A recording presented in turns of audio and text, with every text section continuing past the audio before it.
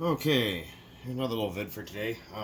So I get the question, my RC car starts and dies, or it won't start at all, or it shuts off when it's hot, and then won't restart till it cools down. Well, let me get to the point here.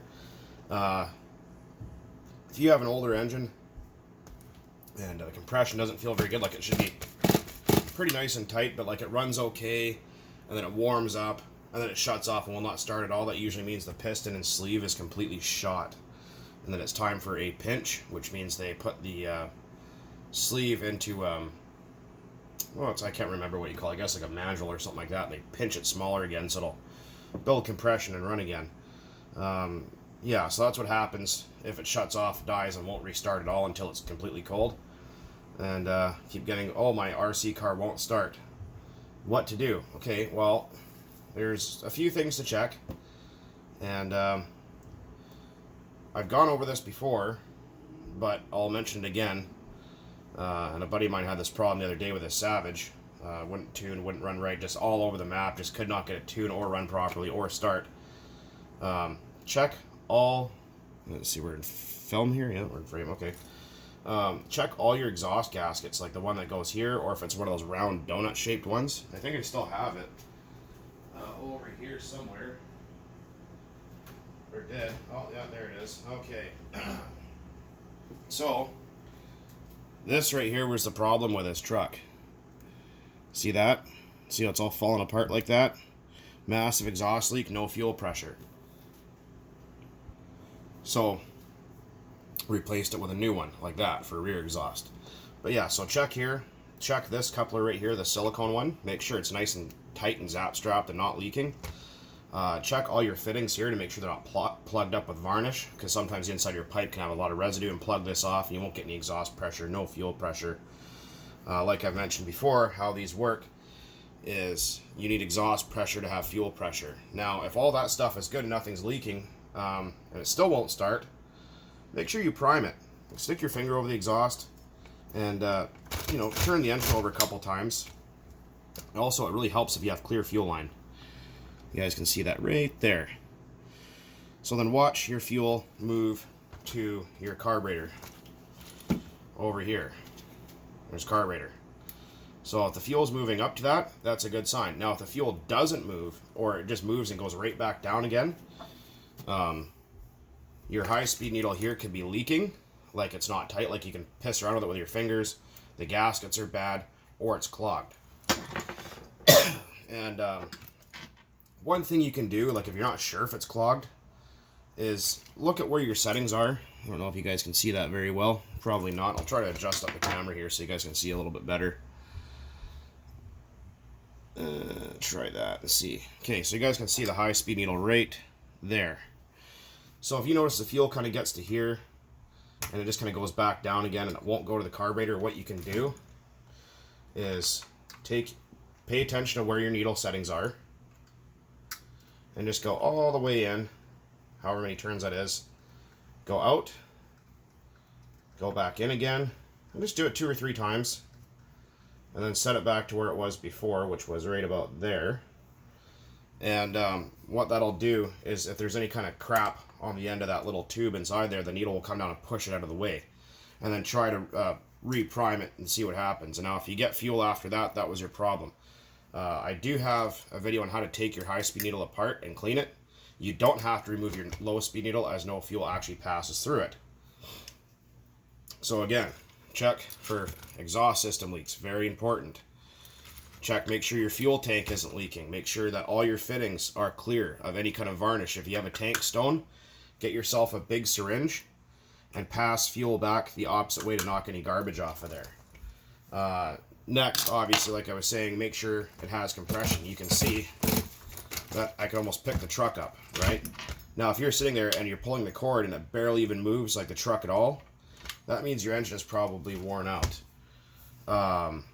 Another thing to check if it won't start, like you could pull and pull and pull and pull and you primed it, and if it starts getting really difficult to pull, like you just can't pull it, don't force it. That means your engine's flooded.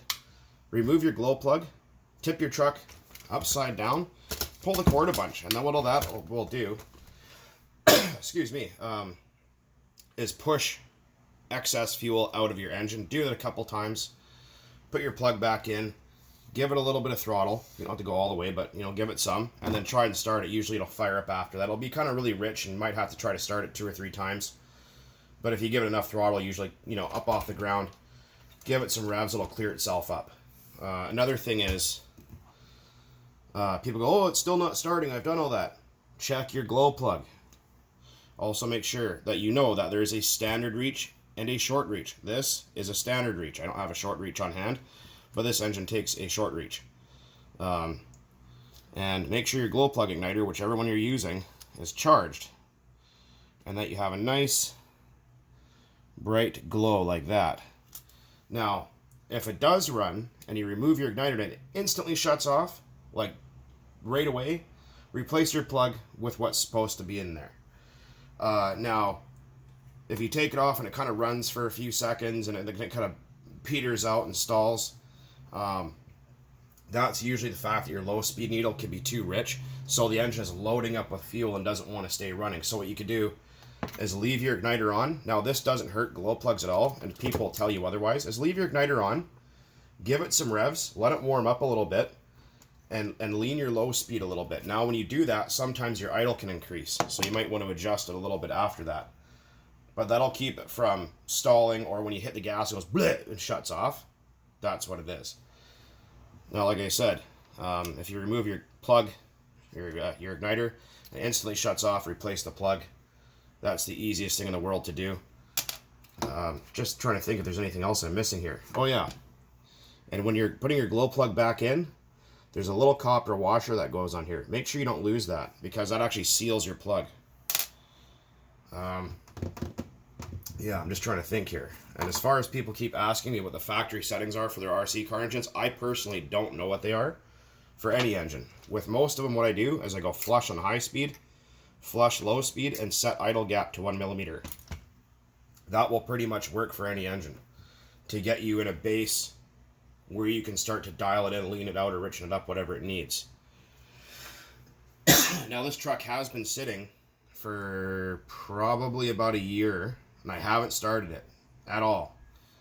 So what we're going to do is we're going to huck a little bit of fuel in that tank. I got my graduated cylinder here, and it's got some Sidewinder, 2012 or 2010, or I can't remember what it is, Sidewinder or something anyways. I'm sure if you guys go back through some other videos, I'll probably mention what it was. Yeah, so those are things to look at and pay attention to. People often ask, "Oh, can I take the exhaust off and just run with an open header with a fuel barb fitting in it for exhaust pressure?" No. If you do that, the resonance for the pipe is wrong, and it will run extremely lean and be really loud and almost impossible for tuning. And when you run a lean, there's not enough fuel, which means not enough lubrication, which is actually damaging your engine. So yeah, run with the correct pipe and make sure it's sealed up properly. Yeah, so those are things to look at. But we're going to throw in a couple, I don't know, probably 2 ounces of fuel. Got our screwdriver here. This is a neat screwdriver. You can put a spare glow plug in it. And the other thing is, it comes with a piston stop. Don't ever use these. And what a piston stop does is it screws into where your glow plug goes, and it locks your engine up. Now, if your flywheel nut or flywheel or something's really, really tight, you can actually end up pushing your piston right through this and completely ruining your engine forever. So piston stops is our stupid idea. Don't ever use them. I don't care what anyone says, it's just they're an idiot if they think they work good, because they don't. Okay, so we're going to make sure you guys are in frame, and we're going to prime it and start it. I usually prime at about half throttle. You don't have to, but I just noticed that the fuel flows easier that way. So we're just going to pull it a little bit. There goes the fuel. I usually hold my thumb over the exhaust for a second after my last pull. Make sure we're at idle. And once it's primed, I just give it a few pulls to work the fuel into the engine. And usually, if you're lucky, let's see, not enough.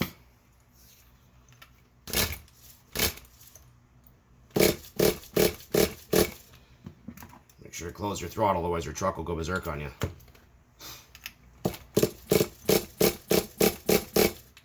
Now it's going to make an ass of me.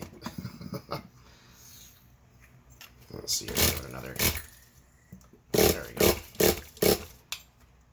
So start small with your primes. Like, don't just go hog wild priming it all at once, because that can often lead to flooding. So just take your time. Oh. See, that wasn't so hard. It's too rich, obviously. You can hear it stalled out, but yeah. Yeah, it's... See, like, when it starts to do this, and it's really hard to start, your engine's flooded. It over-primed. So, let me pause for a second. I'm going to go grab my glow plug socket, and I'll show you how to fix that. Okay, I couldn't find my my glow plug wrench, so we're just going to use an 8mm socket and remove the plug. Now, this can be hard to get them back in with an 8mm socket. You have to kind of fart around with them a little bit. And because it's deep, the plug wants to fall down inside the motor. So I'm going to show you how to unflood it here now that we've gotten to this point. So there's our plug. As you can see, short reach and standard. You can see one's bigger than the other. So make sure you know what you're putting in there. I'm going to fish out. Oh, I can't reach down in there, but we're going to take some paper towel, wad up the end of it, make sure there's no dirt in there, stick it there, turn your truck upside down, pull the cord a few times. Like I said, I purposely over-primed just to show you how to fix it. It doesn't matter how many times you pull it. That's what she said. Can you even say that on the internet anymore? Don't anyone get offended? Probably not, eh? You can see all that fuel and oil sitting there. So we're going to continue on for a couple more. Make sure you don't lose your O-ring, your gasket, whatever it's called. Yeah, you can see the fuel there. So you won't need to reprime at this point because the engine is already saturated with fuel and very rich. Now here comes the fun part, is getting the glow plug back in. So I'm just going to pause while I do that because it's irritating, so hold on. Okay, that wasn't too bad.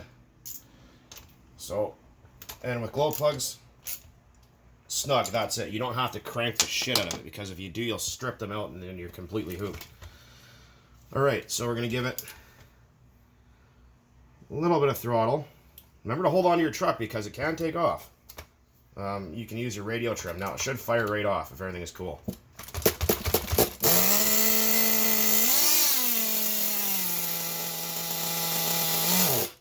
Yeah, it's out of tune, right? So.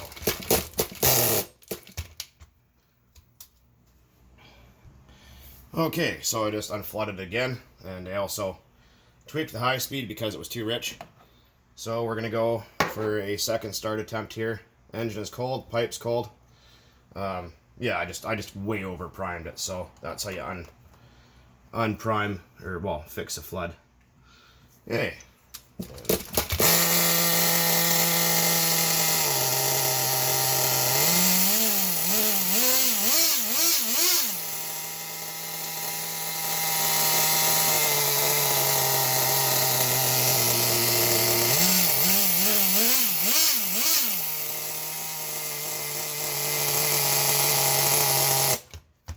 There you go. That's how you do it. Run with your air filter on. Oh man, it reeks in here now. Oh, that's okay though. But yeah, so if you over prime, it'll be very, very hard to start it. Like, it just won't want to run. Then that's how you fix the over flooded valve. See what I mean? It starts up every time. If your engine is tuned properly, it should light off every single time. Look how far I'm pulling the cord. Barely anything.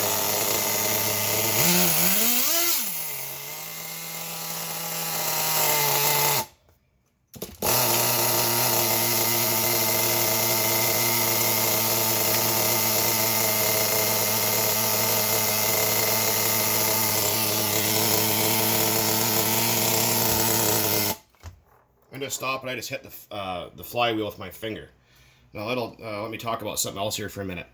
when you're shutting these things off, if it's sitting there at an idle like that, like how it was just sitting,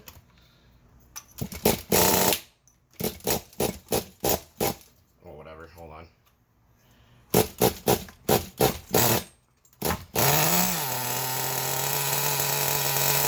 it's sitting there like an idle, and you stick your finger over the exhaust, what'll happen is it'll flood the engine out. It'll push a bunch of pressure to the tank and fill your engine up with fuel. You don't want to do that, and especially if you let it sit like that, it'll get corrosive inside your engine. It's not good for it. Some people stick their finger over the carburetor. You can do that. Again, it'll flood it.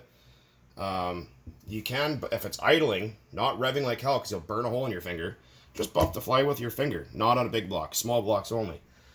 Now, in a case of a runaway where the thing's going completely mental on you, like you just can't stop it, plug the exhaust or just pull the fuel line off or just pinch it. Pinch it off, doesn't hurt it. Start it till it runs out of fuel. That's what you can do here is just, you know, pinch the fuel line down.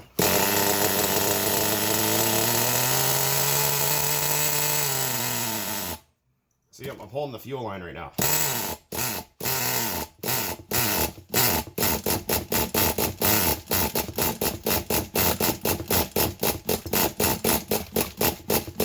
And just keep going until it no longer starts.